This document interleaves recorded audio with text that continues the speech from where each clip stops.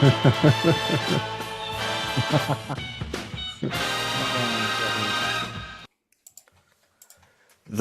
Bitcoin Group, the American original. For over the last 10 years, the sharpest Satoshis, the best Bitcoins, the hardest cryptocurrency talk. We'd like to welcome our panelists. Dan Eve, the Crypto Raptor. Happy Friday, folks. Victoria Jones from Satoshi's Page. Hey, everyone. Josh Shigala from thestandard.io. G'day, gentlemen and ladies. And I'm Thomas Hunt from the World Crypto Network. Moving on to Issue 1. Issue 1, Trump in talks to speak at Bitcoin convention in July.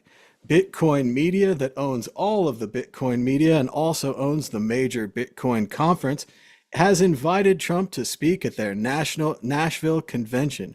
Trump previously spoke about Bitcoin at the Libertarian Convention, drastically altering his position from when he was president, when he hated Bitcoin, to now suddenly celebrating Bitcoin. And might I add, he would love your Bitcoin donations to his campaign. Yes, give him free money. Dan Eve, what do you think about the possibility of a major presidential candidate and former president speaking at the Nashville Bitcoin meeting, or Bitcoin convention? Yes. Well, it's always good for a big name to be talking about Bitcoin.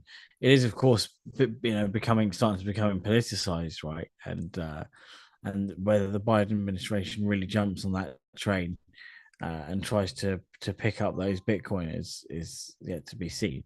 Obviously, they did release Julian Assange recently, but there's also kind of rumors as to why that actually happened, right? There's the fact that the elections are coming up, so they needed to have all of the dirty stuff before the elections to make sure nothing could be leaked. So there could be a darker element to why he was released. Nobody knows, but ultimately, good to have a big political side, pushing Bitcoin.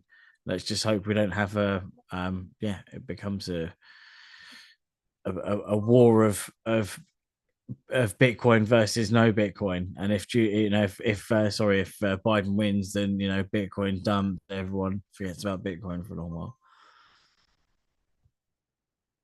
Well, it's really sad. In the 1980s and before, there was a doctrine in the US of equal time, where if you had a Republican person on your television show, you would have a Democratic person on at an equal amount of time to provide a fair playing field. Of course, this would be very difficult to control in the large CNN cable media era. So this law was kind of let go and allowed to lapse. But I kind of wonder if we couldn't do something similar at a Bitcoin convention, where if we do invite a major speaker like Trump, we also invite and maybe accept a lower person, someone else from the administration, from the Biden administration, to speak as well.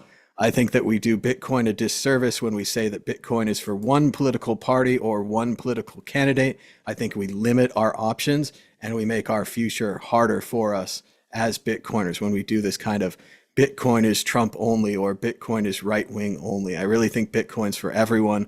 I think you can see it from either side. As a free marketeer, you like Bitcoin, or as a person who likes ground up money that can help people, something like Fediverse being an alternative to that. Victoria Jones, what do you think about the decision to invite Trump and perhaps no one else? Well, I mean, they may have tried to invite Biden, but I don't know, as Biden clearly decided that he wants nothing to do with it. I mean, the trouble is the regulators haven't been particularly crypto friendly. The fact that you've got any politician that's starting to show some enthusiasm for Bitcoin is quite a rarity.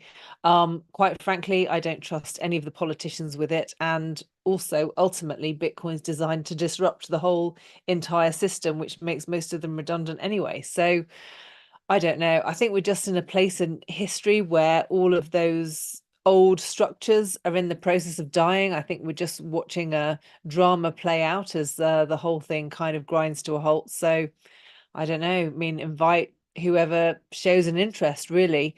But I don't really understand all of the hype around Trump being enthusiastic about Bitcoin. I mean, the last time that he was elected, he was known to show off about the fact that he had crashed the price in 2017. Everyone seems to have very short memories about that, or we've introduced new Bitcoiners who don't understand that history. And also the article you mentioned, it had a very interesting line, which was, Trump talks about the future of crypto and the future of Bitcoin will be made in America. Interesting that he put the future of crypto first. Does that mean CBDCs?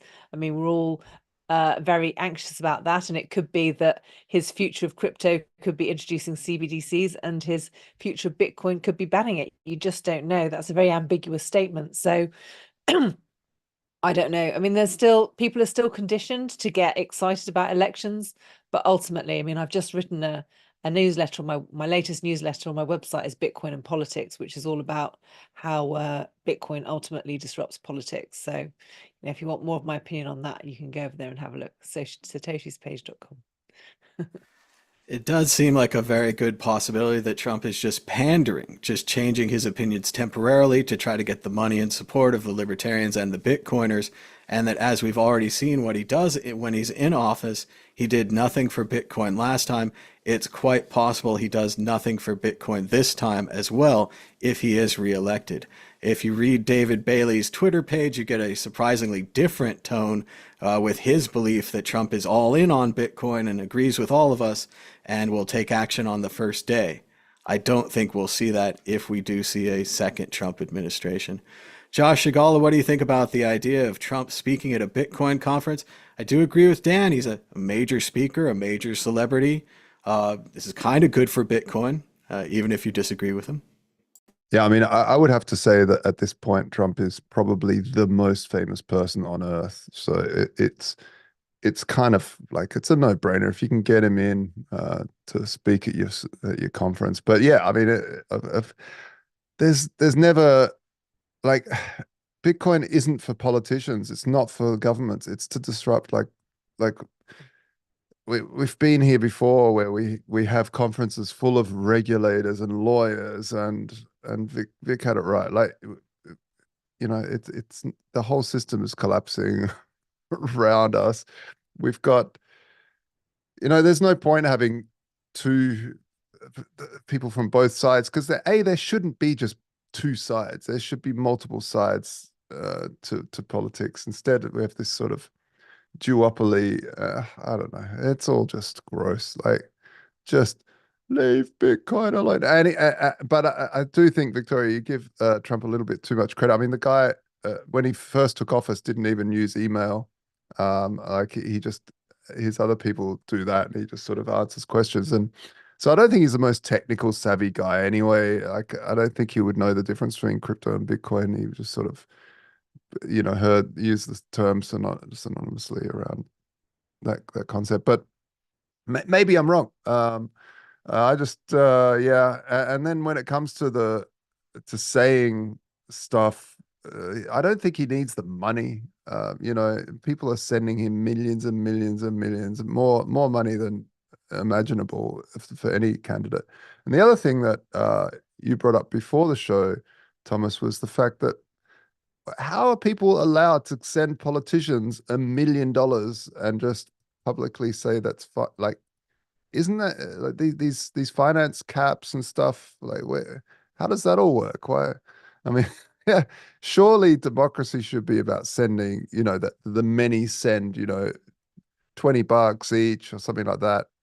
I don't know. I think the cap you mentioned was 2,000. And obviously that's a lot of money for most people, most private citizens. Yeah, I don't know. Politics and money. Inflation is so insane now that we don't even blink at random sending $1 million or $2 million to candidates. Yeah, the standard cap was around $2,000 previously, but after the United States Supreme Court decision, Citizens United, they basically said, and I disagree with this, that money is speech and that corporations are people and that they have all the rights of people. Therefore, they have the right to unlimited speech, which equals unlimited money. I don't know the details on the... Go ahead, Josh. Sorry, it also means regulators can get the fuck out of my face when I want to use my money, and then, so It does, but it does create an unequal situation where some are born into families with more money, or some earn more money, and then they have more speech than you. yeah. And the Winklevi donated $1 million apiece. Jesse Powell from Kraken donated $1 million. I don't know where they donated to specifically. It's possible they use these political action committees, which pretty much support a candidate and used to have more rules on them, but don't anymore. And it's quite possible they could donate $1 million directly to those committees. As for the two-party system in America, the way the money is doled out, especially from party registration, when you register for a party, that party gets, I don't know, $25, $40, something like that. If you add that up, that's a lot of people, a lot of money. We're basically locked into a two-party system here because of the way the money is distributed. So there have been third parties. Sometimes they bring up an idea or a proposition, and that goes through and gets adopted by the main parties. But we don't have a multi-party system like the British Parliament or other parliamentary systems. We really do have a one or the other. And I want to bring up what Victoria said again as well, that when Trump talks about Bitcoin being mined only in the US, and all these libertarians and old-timey Bitcoiners all wave their flags in support, the little hairs on the back of my neck start to stand up.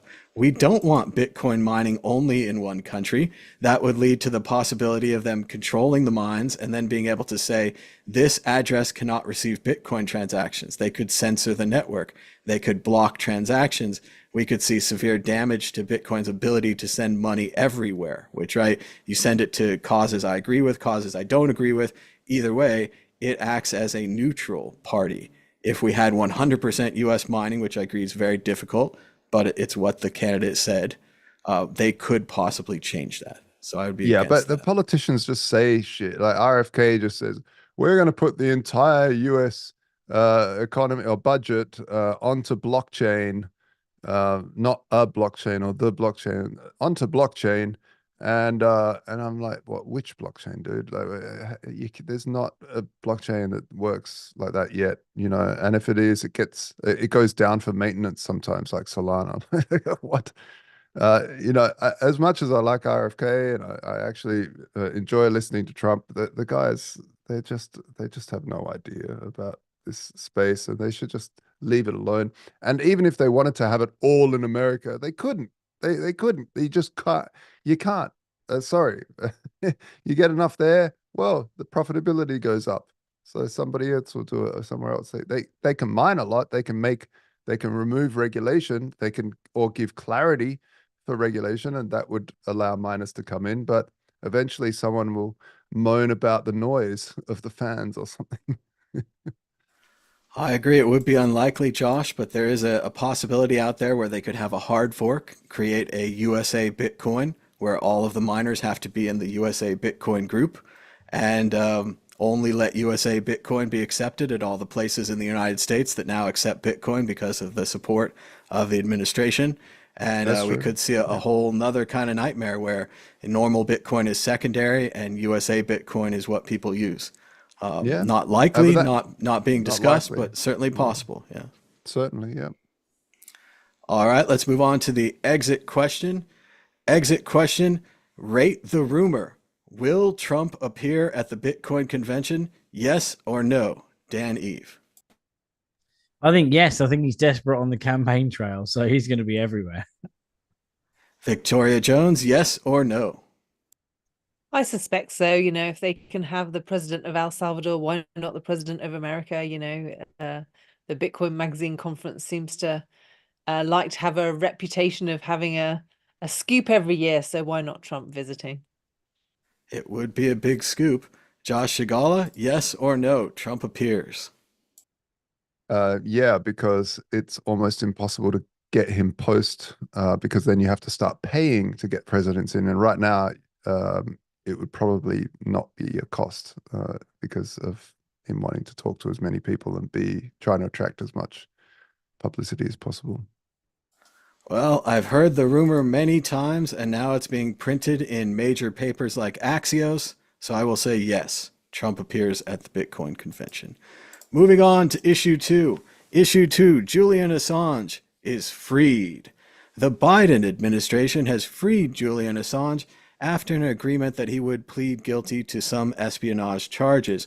Assange has been in jail for WikiLeaks, an organization we've discussed many times before. They started out as an open source intelligence agency with a goal of publishing the leaks that you send us, but by the end they were timing the leaks to hurt political candidate Hillary Clinton, and it became a bit unclear what their goals were. Julian Assange family is raising funds for him using Bitcoin. Previously, WikiLeaks was one of the first major organizations to accept Bitcoin, leading to many positive and, well, also negative stories about Bitcoin, but generally rising the Q rating of the currency. An anonymous donator of Bitcoin donated at least $753,000 of Bitcoin to allow Assange to take a private jet home and to help pay for his various bills and such.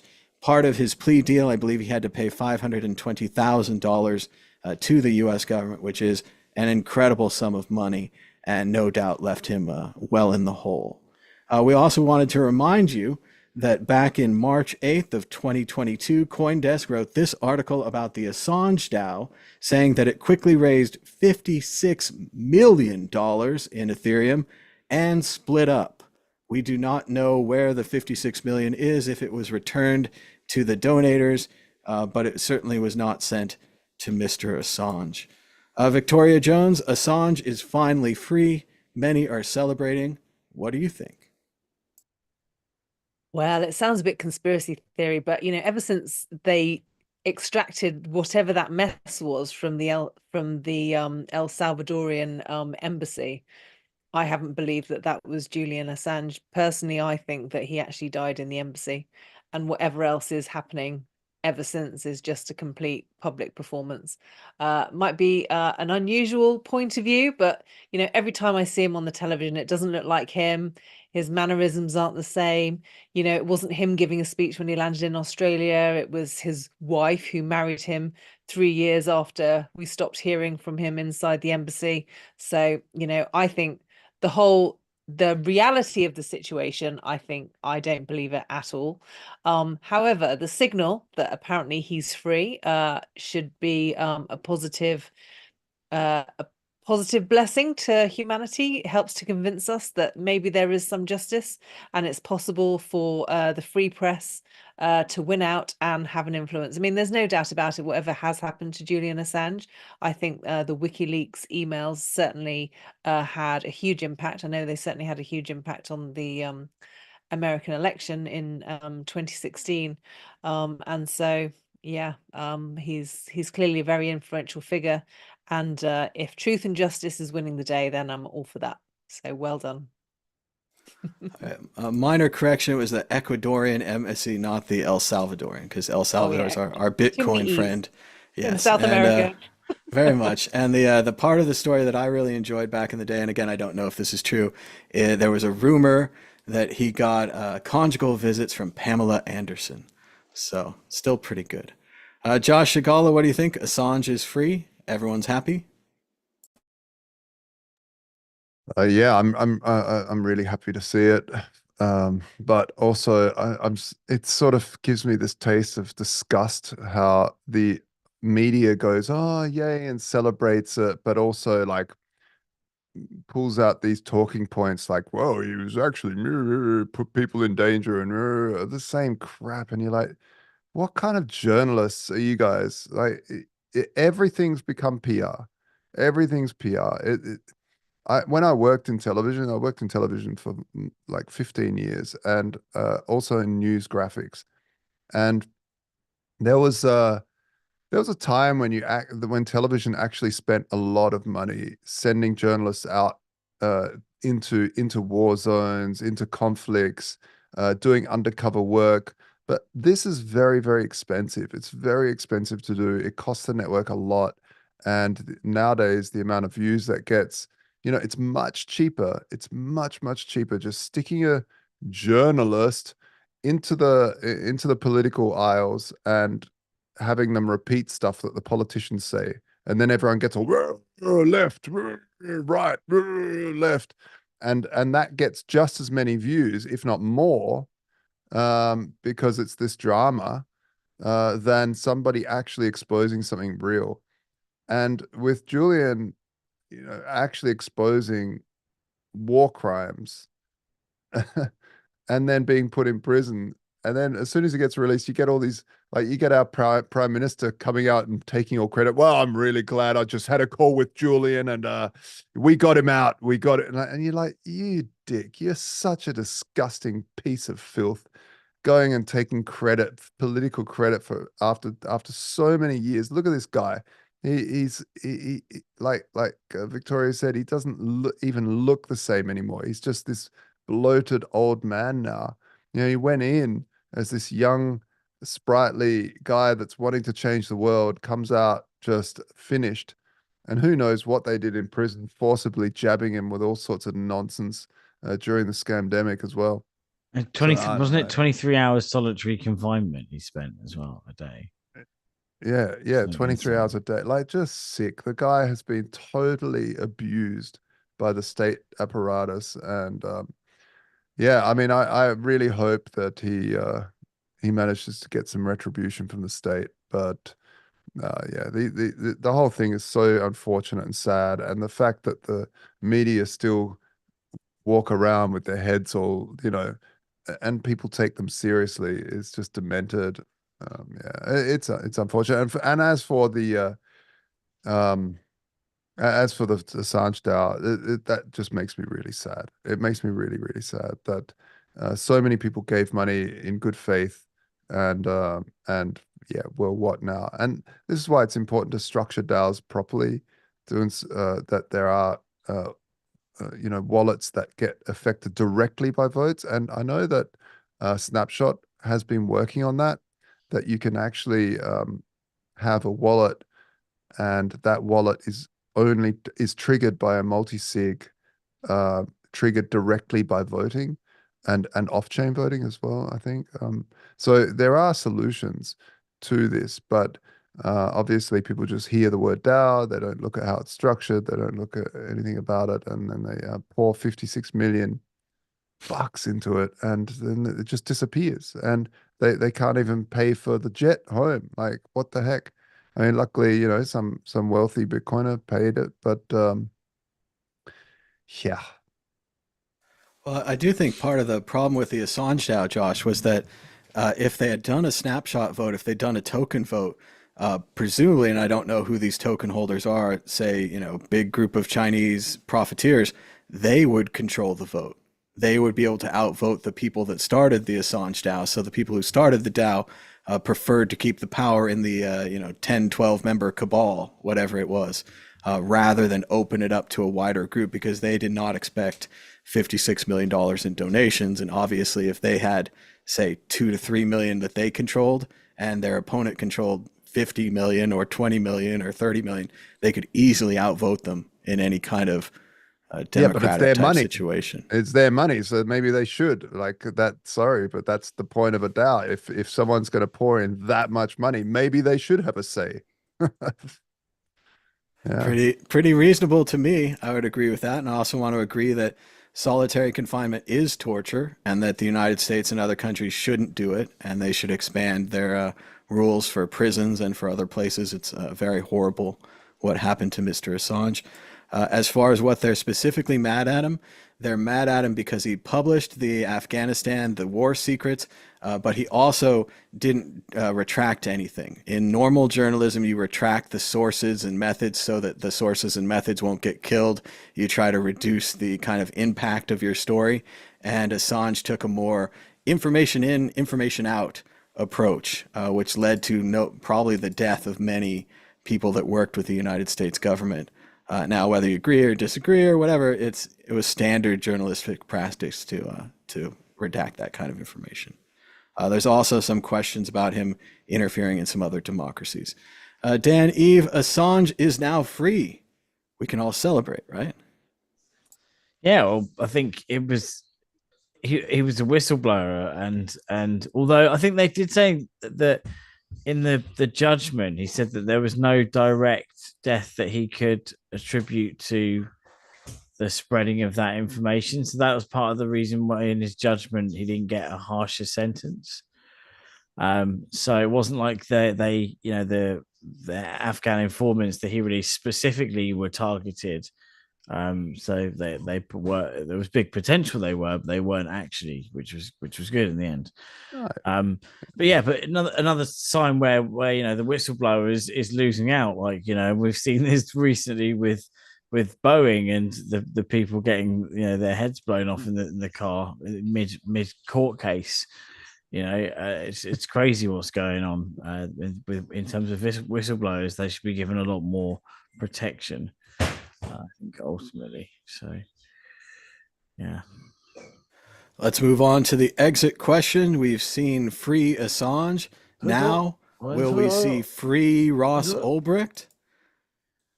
Victoria Jones, will they free Ross Ulbricht? 5 years, 10 years, 20 years, never? Well, I mean, Julian Assange is a bit more famous than Ross Ulbricht, so there may well be more reason to free Julian Assange than there is Ross Ulbricht. So obviously, I wish Ross Ulbricht all the best. But I'd be very surprised even to get this victory for Julian Assange. Seems to have taken quite a lot of input and a lot of time. So yeah, maybe a while before they actually tackle Ross, in spite of Trump's promises. But Trump's promises have yet to be seen as valid. Trump did promise during his speech to the Libertarian Convention that he would free Ross, but likely someone told him that this is the number one thing that Libertarian wants, so he went out there and said it, regardless of what it may actually meant. I doubt they told him, as I imagine the other side would say, he's a major drug-dealing kingpin. And then Trump would say to himself, well, I'm not going to free a major drug-dealing kingpin. What am I, crazy? Josh Shigala, will they free Ross? 5 years, 10 years, 20 years? Never. Yeah, I mean, I have it on pretty good info that he was very, very close to releasing him the last time, and then it all, came collapsing. His whole presidency came collapsing down at the end there, and he had other things to think about. That was talking to Lynn Ulbricht, Ross's mother. But and so she has her hopes up, and I really do hope they do. And he wasn't a drug kingpin. He wrote a website that allowed drug kingpins to operate and get actual feedback from the customer, which you can't really do in a back alley because you just get shot. So I think it was a step forward in the right direction of trying to deal with illegal things, and the cops need to do their work and trying to stop things, and way worse black markets arose after that, full of really despicable things for sale. The Silk Road was purely for self-harm, if you wanted to buy drugs and or self-healing, or there was all sorts of things that was for sale there, and it was kind of a showcase of what you could do. There's the sites now are far, far, far bigger, and so it really didn't do anything. And the guy's served his time. I'm sure he's not a threat to society. He's teaching prisoners how to do yoga. So I do think it's worth noting, Josh, like you said, that pardons come at the end of the term. So if Trump was to pardon Ulbricht, it would be 4 years from now. If Biden was to do it, it would be at the end of his term, but that seems very unlikely. Dan, Eve, what do you think about the chances of freeing Ross Ulbricht? Well, it'll be good if that is the case. But why do you think that Biden would be on yourself? Why do you think that Biden would be unlikely? Unfortunately, the drug kingpin argument, the murder argument, which again, here on this show, we all know we don't believe in those. We believe it was an open market, and we believe he was entrapped into the murders. But just the kind of optics of freeing a major drug dealer would just be very hard for any candidate to overcome. The idea that Trump almost overcame it is interesting, but he was a very unique kind of candidate. So it would have been more possible, I'd think, with him. But aren't the Dems more for forgiving when it comes to kind of drug-related sentences? So I could think that play they're into for it, maybe? they're forgiving I of mean, drug users, not of drug dealers. Right. That's what I would say. Okay, yeah, that makes sense. That and makes sense. you know, mainly it was Chuck Schumer was the big guy behind the Democratic side on putting him in prisons. Okay, yeah. Yeah, so he probably isn't going to turn around anytime soon and start backing that. Yeah. Yes, it seems unlikely. So we'll continue to hold out hope for Ross Ulbricht, but for now, we'll move on to the next issue. Check out worldcryptonetwork.com. We've got shorts, and more shorts, including Adam Meister. Who did more for Bitcoin, Brian Armstrong or Andreas Antonopoulos? Dramatic issue. Check it out at worldcryptonetwork.com. Issue 3, Bitcoin miner profitability has plummeted since the halving. We've discussed how the Bitcoin miners seem to be selling their Bitcoin more often, and now we're seeing facts saying that Bitcoin miner profitability is 5% from an all-time way low. And as CB Spears says on Twitter, can you guys please start inscribing, shitcoining, sniping, literally anything to help the Bitcoin miners? Josh Shigala, what do you think about the loss of profitability in Bitcoin mining? I mean, this is you know, part and parcel of mining, and it's priced in for the miners when they take on this venture. They look into the future. They calculate the risks. The risks are very well known and understood. That if the price collapses, then you just need to hodl for longer and wait. And usually, what it does is it causes almost like a spring effect where you get more and more pressure as the price goes down, where more and more of these miners hodl. In the meantime, you've got more and more people, like actually good investors, wanting to buy cheap Bitcoin while it's cheap, because they've seen it rebound before, and this compression allows for a massive explosion to the upside eventually. So I kind of feel like this is the pinball machine. This is that spring pulling back the lever and letting go, and that ball is just going to go flying up towards the pinball machine until it goes bing, bing, bing, bing, bing, bing, all the way down again. So yeah, this is the start of the bull run. As mining starts to become unprofitable, that's a very good sign towards the upside coming very, very soon in this cycle. Well, I think we've said it before. It all depends on the plan for your mining company. If you have a 6-month plan, you might not make it. If you have a 6-year plan, you'll be fine. Over a long time, these numbers even out, and I do think that mining profitability will return, as Josh said. Dan, Eve, what do you think about mining profitability? Will they just all stop mining Bitcoin?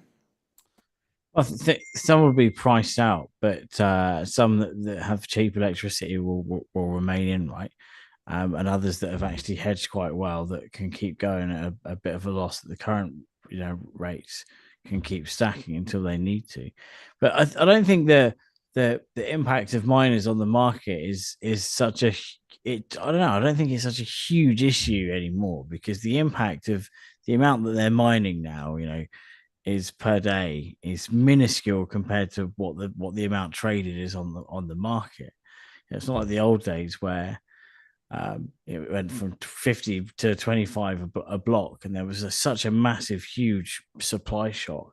Now you're talking about an absolute minuscule amount on the amount of the circulating supply of like 19, 20 million or whatever it is. So I think that it's not going to have such a huge effect, but the what is going to have a huge effect is the fact that there's the excitement of the bull run, because everyone just knows it's coming. Victoria Jones, what about miner profitability? Will they stop? Well, I think what we're seeing is pretty typical for this point in Bitcoin's price cycle, so it's not that surprising. I think what could be quite shocking is I think we have had a bit of a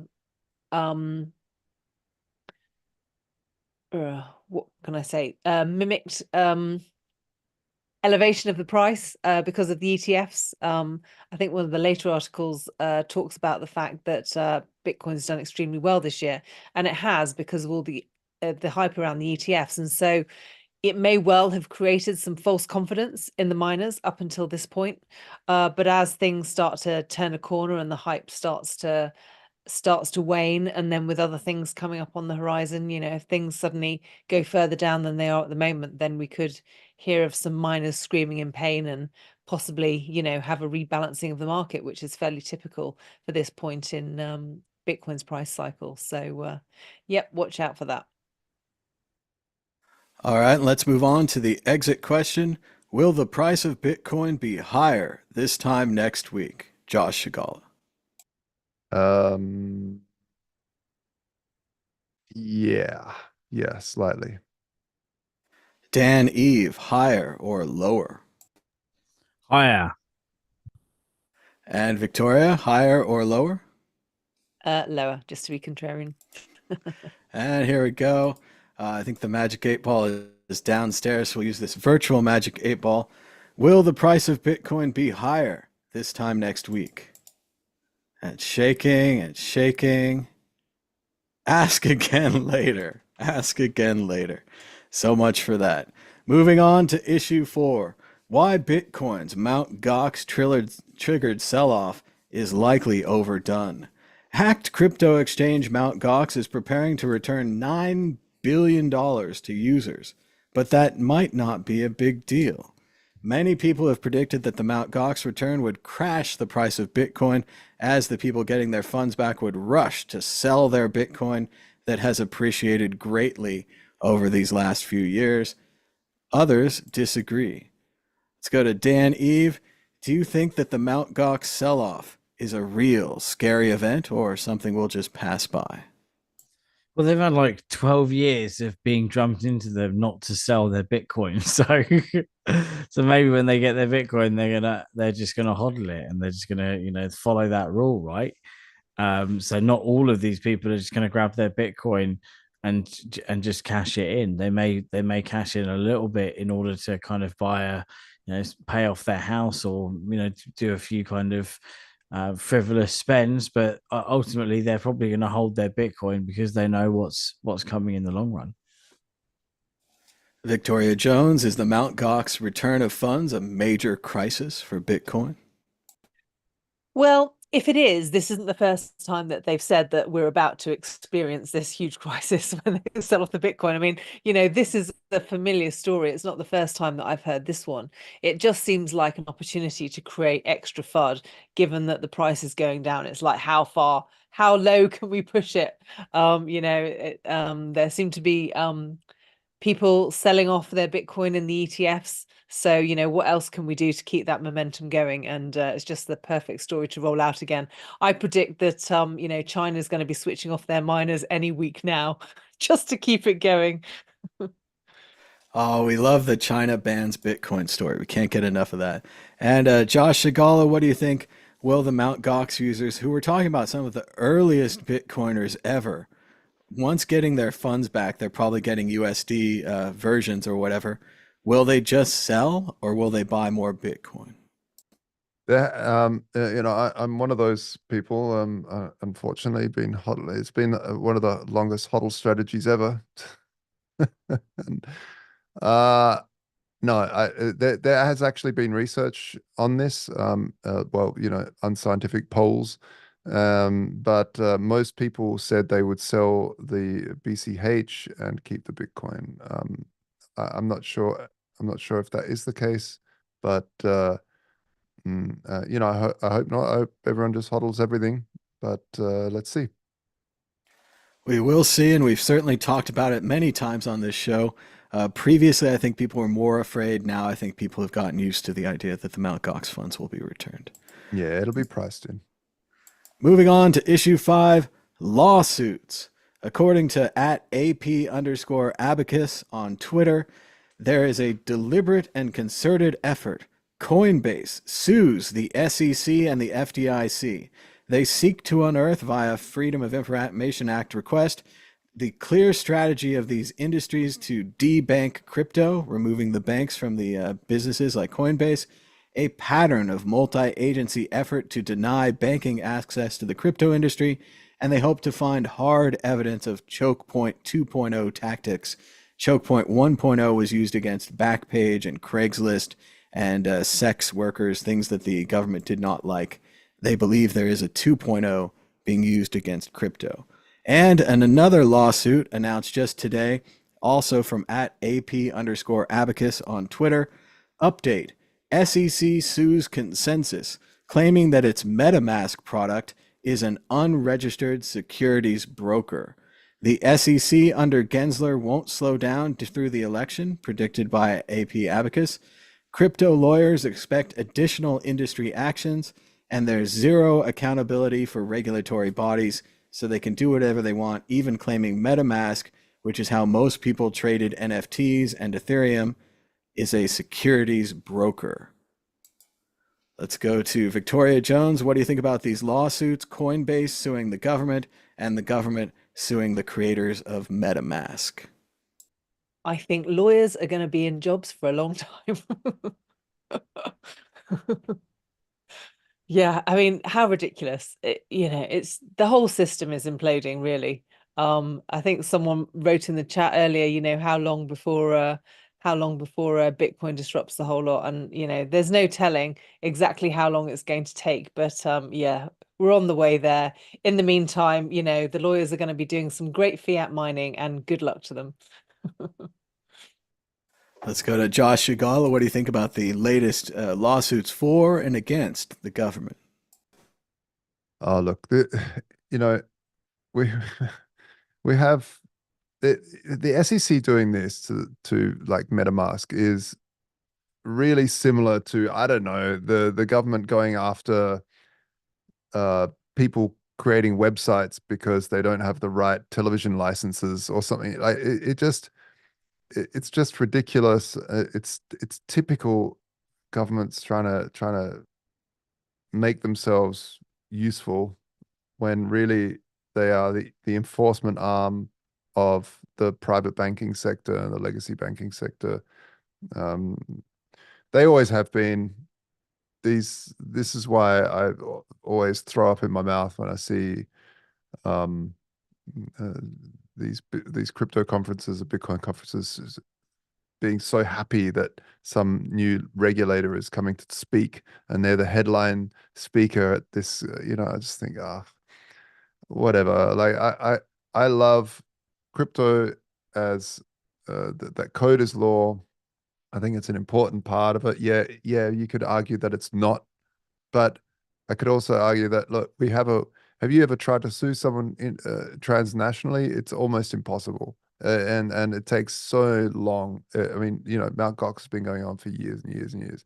On-chain is the way. Trustlessness is the way. Smart contracts are the way to do things. You can read it beforehand. If you don't like the terms of the contract, you can not go in. And if there is a hack on that contract, well, it's very similar to, hey, this contract wasn't watertight. My lawyer read it, but now some other lawyers figured out a little loophole. You should have worded it like this. It's very, very similar. And I think the SEC is trying to basically just make itself useful or relevant, I should say. And it's not relevant anymore. It might be relevant for certain things like centralized exchanges, but even there, they've shown that they're totally inept. I mean, look at what the FTX was totally regulated. For anyone that says, "Oh, we need more regulation," they were highly regulated and totally just were let through, were let to collapse. So yeah, this is just demented that they're going after like wallets now. Let's go to Dan Eve. What do you think about the Coinbase case? Did the U.S. government conspire against crypto? It definitely seems they're taking a swing at crypto more than other areas, and there is some sort of, I don't know if it's backhanders going on, but there's definitely a lot of patterns happening. those funny memes of Gensler and Elizabeth Warren, like saying like, if you sue Coinbase again, I'll do that thing that you really like, sort of thing. But yeah, it's just really sad to see that a growing, what should be a growing, flourishing industry is just getting sued day after day in a different area. It's good to see the consensus are actually fighting back, and that these other companies are actually fighting back. We just need more of these win cases racking up, so that the SEC has more, or there's more evidence for the SEC overreach, and the fact that they really are just not really out to help people. They're just out to sue people, and that's it. I think it will be an interesting case. I'm more interested in the Coinbase case than the MetaMask case. I agree with everyone else. I don't think MetaMask is a securities transmitter. I don't think they ever advertised as that or ever had anything like that. But the Coinbase case, with the potential SEC overreach and the dislike of the crypto industry shutting down their bank accounts, it's very possible we see some very juicy emails or maybe even juicy memos about the goals of those departments to try to reduce the power of Bitcoin by shutting down these banks they were using, especially Silicon Valley Bank, which was used by Coinbase and other startups and shut down, unfortunately, by the government. But we're running out of time, so let's move on to predictions or story of the week. Dan, Eve, are you ready with a prediction or a story of the week? A prediction or a story? No, I've got nothing. My prediction is that the SEC will sue someone for something else next week. It's never too late. They have a lot of lawyers. Victoria Jones, prediction or a story of the week? Go ahead. Well, the story of the week, since I was last on, I've published another newsletter, as I mentioned earlier, Bitcoin and Politics. For those who are new to Bitcoin and don't understand how Bitcoin actually disrupts politics and makes all of this nonsense completely redundant, then you might want to actually have a look at that newsletter. So that's on my website, satoshispage.com. And it's called Bitcoin and Politics. And also, I will be joining Dan and Thomas, hopefully, at Mallorca Blockchain Days in a couple of weeks. So we're looking forward to that. All booked. I'm all booked too now. Definitely looking forward to that. Josh Shigala, prediction or a story of the week? Go ahead. So the breeder for my black German Shepherd felt shocking and gave us his brother. So now we've got the brother of the poor puppy that passed away, and yeah, healthy little guy running up and down. So and, 2 dogs now. We got two. Great. It's lots of fun, but it's keeping me up at night, taking them out in the middle of the rain, freezing cold, and like, Joe, go to the toilet. Come on, go. Yeah. And eventually they do, and then you can crawl back into bed. So yeah, that's the story of the week for me. But also, I'm gonna look, and I'm looking forward to Victoria Jones's next post. It is fun, Josh, when you have 2 dogs and they can play with each other and keep each other company. But then there's a whole nother problem where they won't stop playing with each other and they won't stop running across the room. Jeez, yeah, I'm telling you. Or if one has one thing and you give them both a thing and they're like, nah, I want what these are. Okay, but no, yeah, it's just a constant. Yeah. Even if you give them the exact same toy, they'll still find a way to fight over it. That one's better than the other one. I want that one. Yeah. Mate, it's definitely a challenge. It is great to have dogs and pets, though. It's always fun. As Victoria said, my story is all about Mallorca Blockchain Days in Palma, Mallorca, Spain. And you can check out their webpage at mallorcablockchaindays.com. They've got a list of the speakers. Thomas from Electrum Wallet, he's very good. Of course, Ben Ark from here on the World Crypto Network talking about LN bits. Christian, the organizer of the conference, will be there. Vlad from Bitcoin Takeover Magazine, Christian Rutzel, Raspberry Blitz, Peter Todd. A lot of great speakers are going to be there. Victoria Jones right here on this show. And they also have a great agenda there. As you can see, everyone on the boat trip. If you chip in some funds, you get to go on the boat trip. It's really cool. Here's a little bit of the boat trip video from Majorca Blockchain Days. On the third day, on the Sunday, we all go out on this catamaran. You kind of have to buy the expensive ticket, but if you buy the expensive ticket, just imagine most of your money is going to the rental of this boat, which takes us out on the water. There's Victoria. We have some food, we go swimming, and then we go back to the conference and to Majorca. So check out Majorca Blockchain Days at their website. There's still tickets available, only a few. So there's only 8 tickets. So if there's about 20 to 50 people watching this, only 8 of you could go. But I recommend the experience pass, so you get to go on the fun boat trip with everyone. And it's a really cool conference. You get to hang out with all the speakers. Nobody's hiding in like a VIP area. If there's some question you have to ask Peter Todd, you'll probably get to answer it. You'll probably get an answer and that kind of thing. It's also at a great hotel that's just a really nice place. We spend most of the conference in the pool, in the sun, which might be great if you don't have sun in your country right now. So if you're nearby Majorca in the European area, think about going to Majorca Blockchain Days, and we'll be there in just 12 days. So very exciting stuff.